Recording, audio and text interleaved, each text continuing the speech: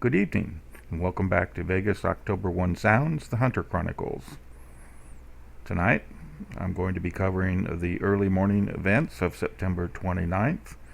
In particular, I'm going to be comparing and contrasting the FIT report timeline for the 29th, early morning, with the lock interrogation report, early morning events.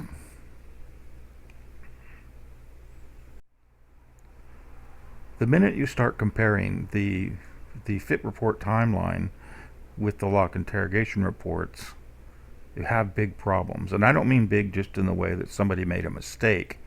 I mean that big in the sense that fundamentally and catastrophically there are problems with the narrative. And if you want to believe the narrative, then you have to disregard the basic foundation of the lock interrogation report. And if you want to believe the lock interrogation report, then you have to fundamentally disbelieve the narrative. And that's the nature of this. And it's right here, right up front on the very first start of September 29th. And for the life of me, I can't figure out why either the Las Vegas Police Department, the FBI, or anybody ignore this simple little problem that has far-reaching implications. So let's get with it. Let's just let the video roll, and I'll give a narrative as we go along, and I'll enhance some of the information, and well, you'll see what I mean when we get to the end of it. So, as I just expressed, the official narrative is contradicted by its own lock interrogation report very substantially. And here we have that the official narrative timeline says that Paddock was gambling. It started the prior evening on the 28th, sometime after 10, and that he gambled continuously until 5:43 a.m. on the 29th. Well, now, you have to look at this and try to interpret what the FIT report is saying, because they are never clear.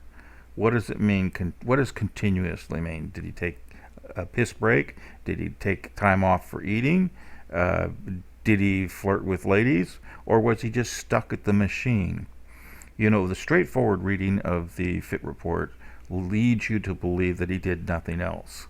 But what we're going to find out is that if that's true, if this statement is true in the official narrative that he did nothing but gamble, then there's multiple people involved with the shooting. Now, not with the shooting, but there are multiple people involved, because the lock interrogation report is going to show that there were people in the room. So let's let it roll.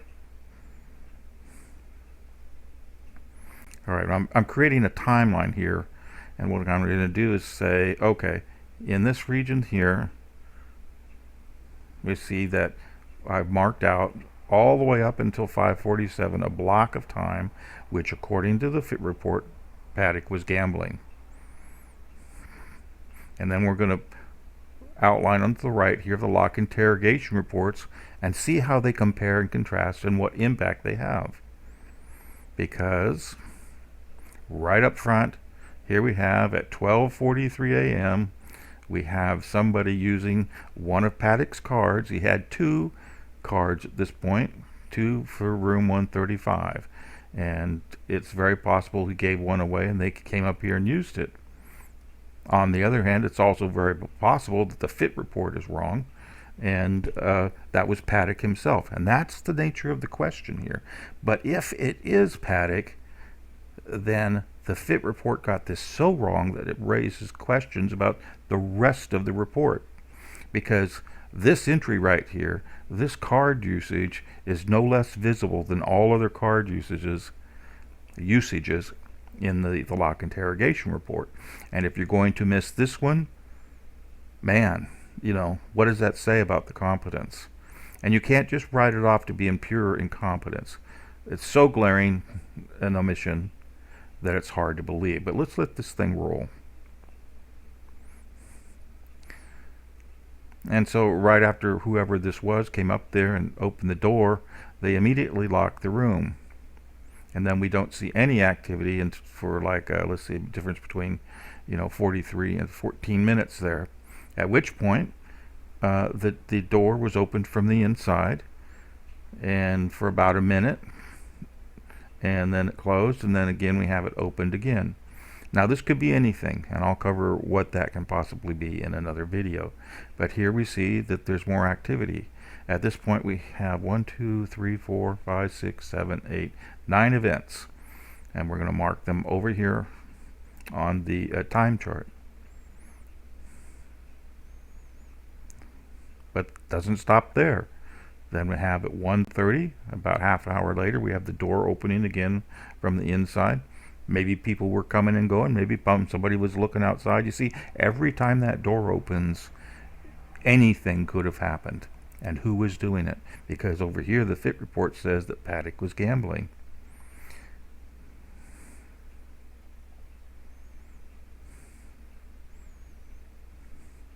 And then finally, an hour after that inside open, we have another inside open.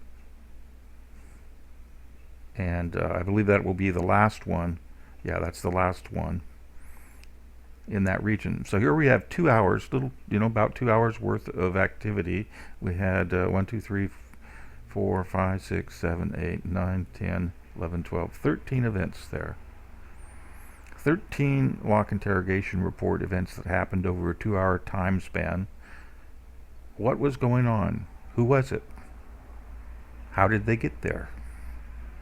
What was Paddock doing to that time?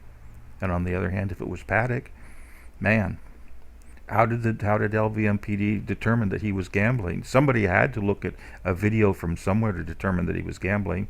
That's the only way that you could rationally assert that Paddock was gambling, is that you watched a video. Somebody had to watch a video. And that's one of the things that a few people have brought up on this whole FIT report, is that the FIT report is nothing more, nothing more. The vast portions of the FIT report, including the timeline, which is what we're really talking about here tonight, the timeline versus the lock interrogation report, is nothing more than conclusory statements. Nowhere, I repeat, nowhere in the FIT report do they say what video they watched to make the determination that Paddock was gambling from 10:18 the prior evening till 5:47 on the morning of the 29th. It probably involved multiple videos. It probably involved multiple officers. But each one of those officers who was assigned a video to watch would have had to write a report, file that report, and then somebody would have looked at them and collected them together, maybe even one of the officers who was looking at the videos, and make a statement that Paddock was gambling the whole evening. You see, that's the nature of the basis of research. You have to have a foundation for your statements. And for the statement that Paddock was gambling all evening, they do not state the basis or foundation of their work, except to say that it came from videos via footnote 10, which I'll talk about in a whole nother video. So fundamentally, you'll have to always be asking the question, what was the source of the information? What was the chain of custody? And what was actually observed, as opposed to making these conclusory statements. So let's let the video roll. And then finally, at 5:47, which is close to the time which they said he stopped gambling, we're going to find out that somebody else came up here and opened the door. But I'll let it roll. So those are the 4 events up there. And you got to ask the question right up front. If Paddock was gambling all night, who is this? Another person?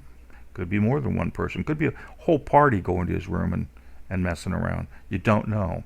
And the FIT report doesn't say. But they also don't say that he went to his room either. All they do is say that he stopped gambling.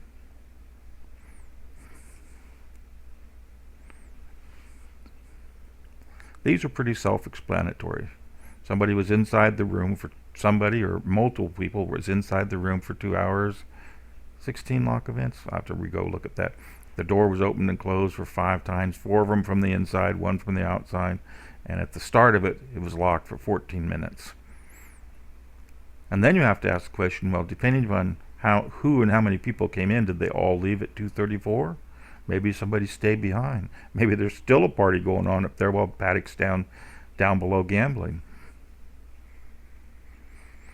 You see, and if it's not, and if you want to believe or assert that, well, they made a mistake and Paddock is not gambling, which, it might be the simplest answer to this whole thing, but it then leaves you with the problem of, well, if they got that wrong, what else do they get wrong? But furthermore, you have to look at what wasn't said in addition to what was said and compare it to the whole timeline before you get a really good feel for what might be possible and what the depths of this problem really is.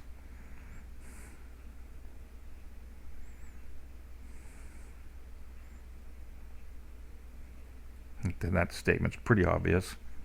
Can't have. And this is basically summary. If we want to believe the lone wolf narrative, then either the FIT report or the lock interrogation report, or actually even possibly both, is erroneous. Now let's talk about the lock interrogation report. The lock interrogation report was produced by Mandalay Bay. It's a printout of records maintained in a database. It had to be requested and printed by a Mandalay Bay employee. Therefore, we have no clue as to the real validity of it. It could be modified and doctored, but at least nobody is making a summary statement. Nobody is saying, oh, there's, Paddock entered the room at such and such a time. You see the actual entries in the lock interrogation report. So the lock interrogation report is close to the primary source of information as anything is in the FIT report, even including the pictures, which don't have the time date or who made them. So the lock interrogation report is fundamentally, on its surface, much more reliable and credible than anything in the timelines or in the summaries or any part of the rest of the FIT report.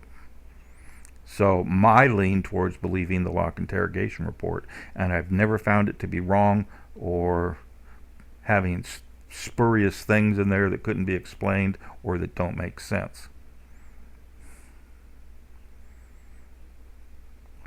Now, one important thing to notice is that whoever went up to that room and opened it had to get there somehow. They could have been on the same floor. Maybe they weren't. They would have had to take an elevator up, and potentially taken an elevator down. If it was Paddock, and he was gambling beforehand, he would definitely have had to take an elevator up.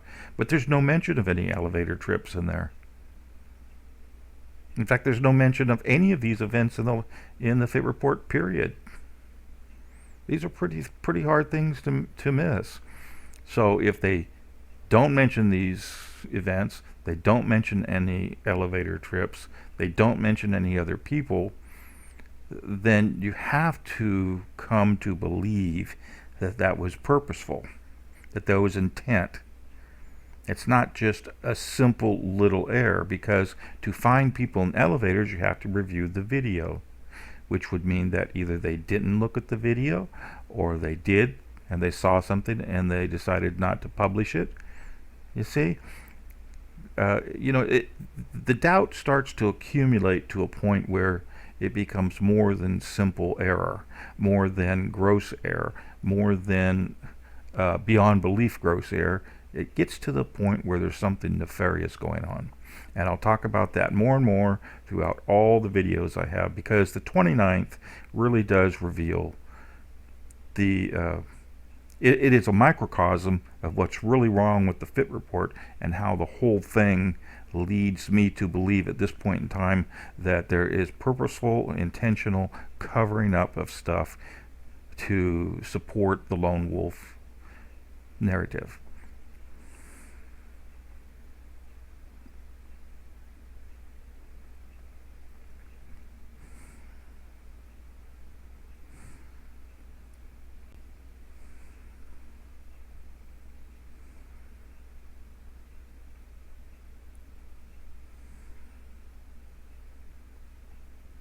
And as you probably have gotten, my gist of things. The possibilities from looking at just these two simple things here, the fit report statement, he was gambling all evening, and the lock interrogation report for the door opening early in the morning there, the mind, the possibilities just become magnified by 10 times, because once you abandon one piece of information in favor of the other, then the door's wide open, so to speak.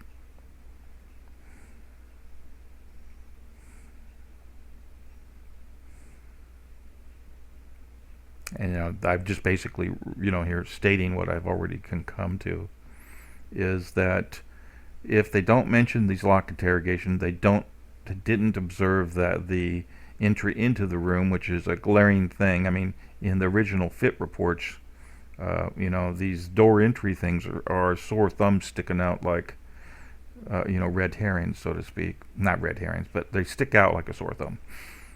And you didn't find anything in the elevators videos, and you didn't publish that, then you have fundamentally failed at examining the evidence.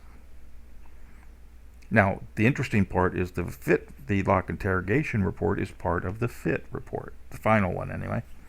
And so you ask yourself, how and why would an officer make this summary timeline that places Paddock gambling all night, but yet these reports demonstrate conclusively that if there was only one person involved, and if that was Paddock, they could not both be true. In other words, they contradict one another. And so right off the top, you have to lean towards, without further information, you have to lean towards a multi-person theory here to explain the events.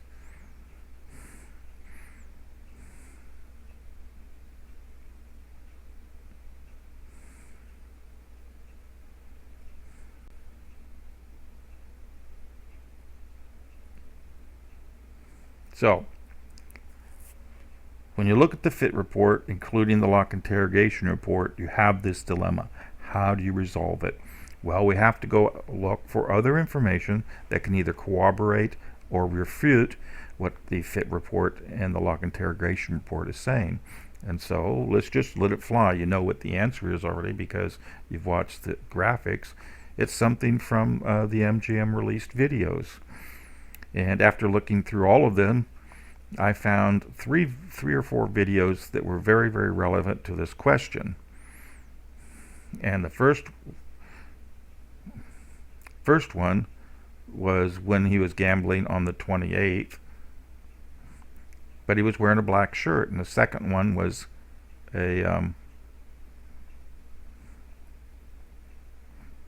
so here we have three videos, and this, if you look closely, you'll see that he is wearing, and I'll show in the next slide. This first one is on the 28th, and it's at 23:01, and he's at these high-limit slot machines. Same one as on the right, only he's wearing a brown shirt. And then at 37 minutes after midnight on the 29th, he's in the mini-mart. Now, the video doesn't show him purchasing anything, but he's suspiciously close and could have interacted with this guy in the black shirt, who I believe was a security officer. But I'll go into that in another video also, because the security officer does some pretty interesting things in and of itself. And then, of course, on the 29th at 3:36, this video, we have a video of him down once again at the high limit slots gambling, only this time he's wearing a white shirt. So somewhere between 37 minutes after midnight and 3 hours and 36 minutes after midnight, Paddock changed his shirt from brown to white. Now, he's pretty spiffy looking in that new white shirt. Got a collar. The first time I saw it, this was, jumped out at me like, a snake under a rock. Looked to me like he was getting dressed up to meet somebody. But that's my speculation. But here it is. We found these three videos, and that's supplemental information to what we already know. And so it shows that Paddock was not gambling the entire night, unless you want to believe that the videos are fake.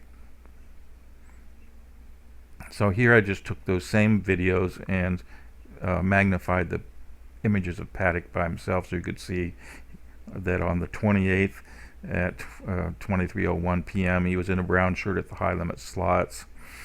At 0:37 a.m. on the 29th, he was in the mini mart in a brown shirt. Kind of looks like the same one as he have over there. The lighting is different. It's fluorescent lighting versus incandescent lighting. And then here over at the 3:36 a.m. he's in the white shirt. Why did he change him? Subject of another video. Why did the LVMPD miss all this? Subject of another video. But here, this kind of proves conclusively that he was not gambling all night. So now that leans in favor of not a multi-person theory, but the fact that the FIT report is simply wrong.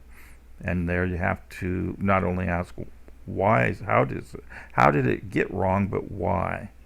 Is this just total gross negligence, or is it a cover-up?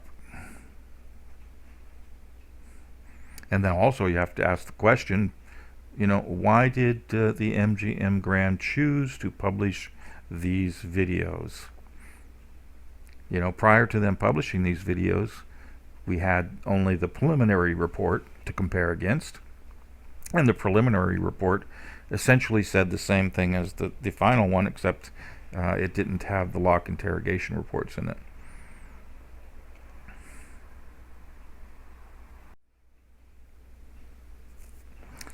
So if we didn't have the lock interrogation report in the original preliminary report, and then MGM came along and the original preliminary report said that Paddock was gambling all evening, why did they publish these videos?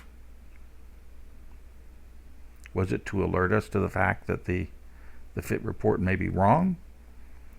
Well, if that's the case, it would have been a whole lot simpler to take a image of Paddock going up and down the elevators to demonstrate that he wasn't gambling all evening.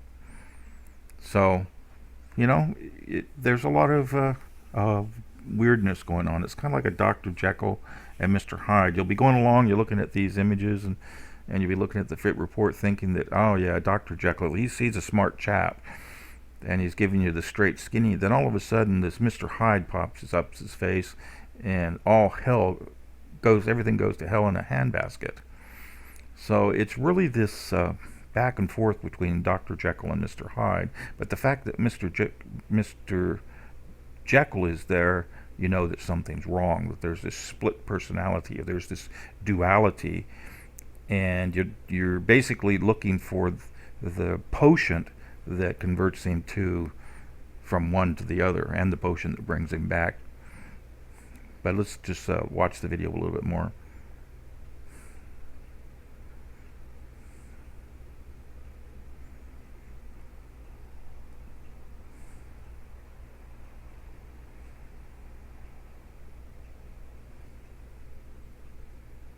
All right. So here is Paddock. He's in the mini mart, and you can almost see the name tag on that mandatory employee back there. And this is 6 minutes before the door would open on room 135. Now 6 minutes is certainly enough time to get up there, and given that none of the clocks are synchronized, this may be 3 minutes or it may be 9 minutes. But this places Paddock in the vicinity of the core elevators. Don't ask me why they didn't just publish an image of the core elevator.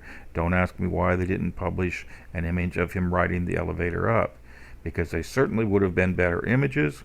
And the fact that he's here in this mini mart, I don't see how that adds any value unless there's something else we need to be investigating, and perhaps there is.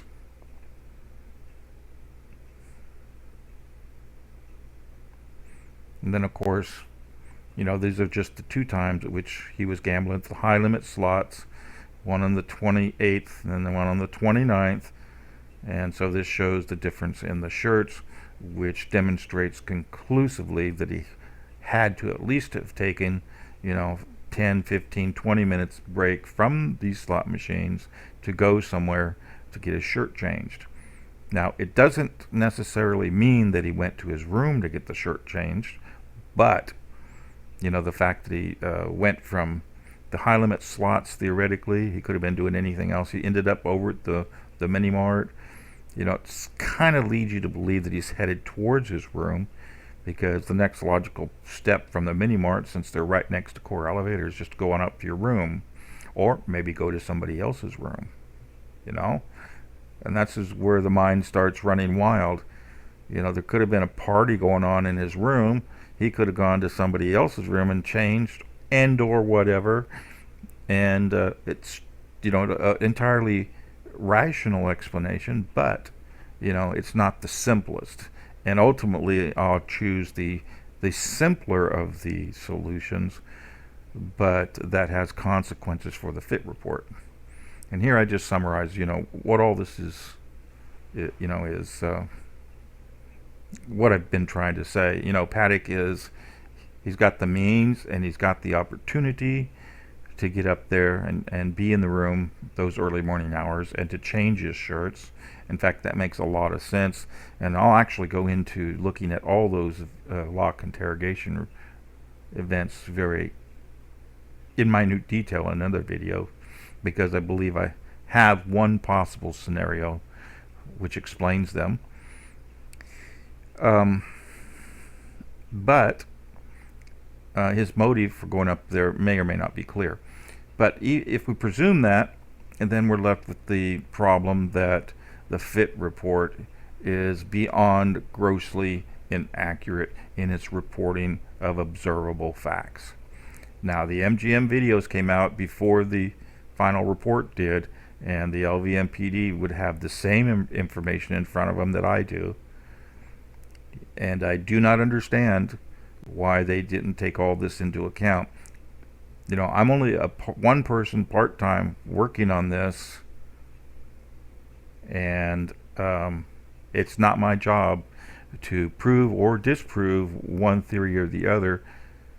But to me, it's just too glaring a mistake, and I say mistake loosely, to let it slide. And as the guy explained, one of the more complex theories is that he could have gone to another room and changed his shirt, but that's complex in the sense that the cost of doing that, the number of people involved, etc., etc. You have to take the old Occam's razor approach and choose the simpler theory or the simpler solution until there's more information available. And that simpler solution is that the fit report's wrong. Paddock went up there, he changed his shirt, he did a couple of other things, then he came back down, and then he started gambling. And boy, we are missing a lot of video for the center core cameras, the center core elevator cameras, the elevator cameras themselves, just a whole bunch of things. But that would mean that Paddock didn't share his card, that it was just him. He may have had somebody come to his room, but that's a whole lot simpler than him having people in his room while he's off partying elsewhere. All right.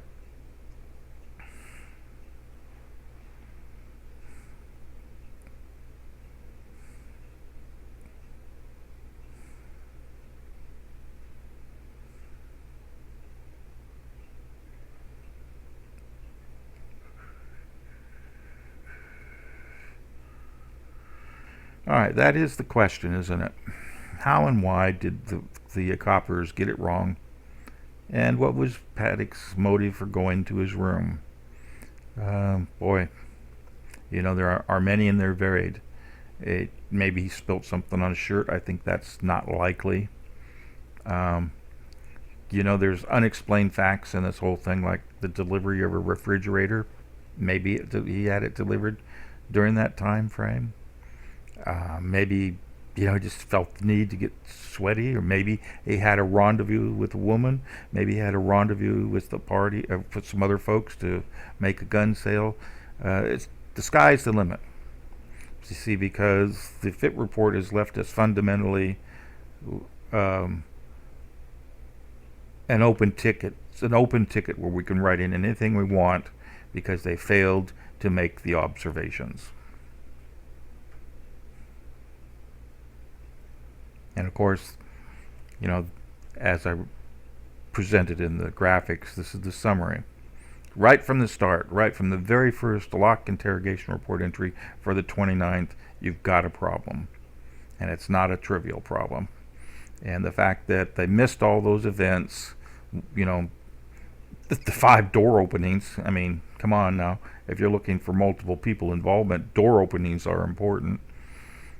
And, it just adds to the cumulative doubt that the FIT report is an accurate instrument of the real observations.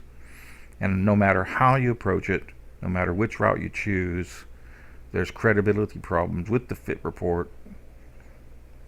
And even after, even if you take the simplest solution and say that Paddock went up to his room, there's still reasonable doubt that Paddock did in fact have somebody visit his rooms during those 2 hours that he was there. Now, of course, the coppers say that he stayed in the hotel the entire day. But 2 valet people place him going out and about, and the valet entries for those days are missing. And there's one we know of that, the coppers say that they have evidence. I'll cover that in another video. But basically, there's a whole lot of complications on the 29th that just start to add up to an overwhelming burden of proof in terms of the FIT report being incorrect, that you have to start looking at the whole picture to ask how incorrect is the FIT report. And when you really start looking, your eyes start to be opened wide, wide, wide, because they got massive error. They have massive errors on every day. Now that's the Mr. Hyde portion. On the Dr. Jekyll side, the FIT report does seem to get some of the times right. Enough, particularly for the arrivals and departures. So it makes you wonder if the scope of the investigation was strictly limited, in a sense, to the comings and goings from an external perspective, and they really spent no time looking at some of the details like the lock interrogation report or witness statements inside or other things. But anyway, we'll get to those. So that's it. We'll see you in the next one.